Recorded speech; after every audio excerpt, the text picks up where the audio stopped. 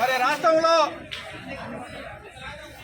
గతంలో ఎస్టీలుగా ఉన్నప్పటికీ ఈ రెండు రాష్ట్రాల రాజకీయ నాయకులు మనల్ని విడగొట్టి మన పిల్లలకి ఉద్యోగాలు లేకుండా మన అగ్ర కులాలతో సరిసమానంగా బతకనీయకుండా వీళ్ళు ఒక బీసీ జాబితాని తీసుకొచ్చి మనల్ని ఎడగొట్టడం జరిగింది. మళ్ళీ చైతన్యమయ్యాం. మరి వడ్డేరు జాతర ముఖ్యులు మరి వైఎస్ రాజశేఖర రెడ్డి గారికి చదువు చెప్పిన గురు వెంకటప్పయ్య గారు, వడ్డే వెంకటప్పయ్య గారు కూడా ఆ రోజున రాజశేఖర రెడ్డి ప్రమాణం చేయడం జరిగింది. మీ జాతి కోసం నేను ఏదో ఒకటి చేస్తాను ఖచ్చితంగాని ఆ రోజునే ఎస్టీ జాబితాలో పెట్టడం జరిగింది. కానీ ఆయన చనిపోయిన వెంటనే మళ్ళీ దాన్ని మరుగున పెట్టారు.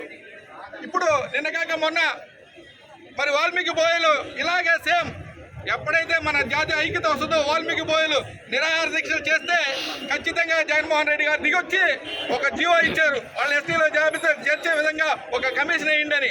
మరి వడ్డేరు జాతిలో కూడా చైతన్యం వస్తే మరి రాష్ట్ర అధ్యక్షులు తిరుపతి శ్రీనివాసరావు గారి ఆధ్వర్యంలో అన్ని జిల్లాల్లో, ఒక మచిలీపట్నమే కాదు అన్ని జిల్లాల్లో కూడా ఇలాగే కలెక్టరేట్ ముట్టడిలో జరిగినాయి. ప్రతి కలెక్టర్ ఆఫీస్ దగ్గర ఇలాగే జరుగుతుంది. ఇదే విధంగా కనుక ఇది మొదటి ప్రారంభం అని శివ గారు చెప్పారు. ఖచ్చితంగా మన పిల్లల భవిష్యత్తు బాగుండాలి అంటే ఎస్టీ జాబితాలో చేర్చాలి. ఎందుకంటే ఎస్టీ జాబితాలో చేస్తే రిజర్వేషన్ కంపల్సరీగా మనకు వస్తుంది. వాళ్ళు మొదలెడుతున్నారు చూడండి. ఏంటి రిజర్వేషన్ వస్తే మన పిల్లలందరూ ఐపీఎస్లుగా, ఐఏఎస్లుగా, ఎంఆర్ఓలుగా అభివృద్ధి చెందుతారని దానికోసమే మరి రాష్ట్ర అధ్యక్షుడు శ్రీనివాసరావు గారి తప్పున మరి ఆ ఉద్దేశంతో మీరు అందరూ ఏకీపించి మన కులాలందరూ ఒకటిగా అంటే ఇప్పటి వరకు అసెంబ్లీలో 70 సంవత్సరాలు స్వతంత్రం వచ్చాయి, అవునా? కానీ మన వాళ్ళు ఒక ఎమ్మెల్యే కానీ ఎంపీ కానీ ఉన్నారా? ఎమ్మెల్సీ ఉన్నారా? ఒకళ్ళ ఇద్దరు కార్పొరేటర్లు ఉంటే వాళ్ళు కూడా రాజకీయ నాయకులు పొల్యూట్ చేసేస్తున్నారు. మా పార్టీకి రావాలి, మా పార్టీకి రావాలని, అవునా కదా?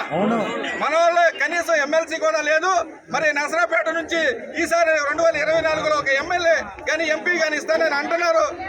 దానికి ఖచ్చితంగా కట్టుబడి ఉండాలి. రెండు పార్టీలు ఏవైతే ఉన్నాయో ఒక ఎమ్మెల్యే, ఎంపీఓ, ఎమ్మెల్సీ ఖచ్చితంగా మన అధికారం అసెంబ్లీలో వినిపించే విధంగా మనందరం కలిసిపోయిగా పనిచేద్దామని, అలాగే ఈ రోజు వచ్చిన ప్రతి వడ్డేరు బిడ్డకు ఎస్టీ జాబితాలో చేర్చే వరకు మన పోరాటం సాగిస్తామని ఈ అవకాశం రాష్ట్ర అధ్యక్షుడి గారికి ధన్యవాదాలు తెలుస్తాం. అలాగే మన కలెక్టర్ ఆఫీస్కి వెళ్లే ముందు 10 మందో 20 మందో కాదు, అందరం కలిసి వెళ్దాం, కలిసికట్టుగా సాధించుకుందామని మీ అందరికి తెలియజేస్తున్నా. నమస్కారం.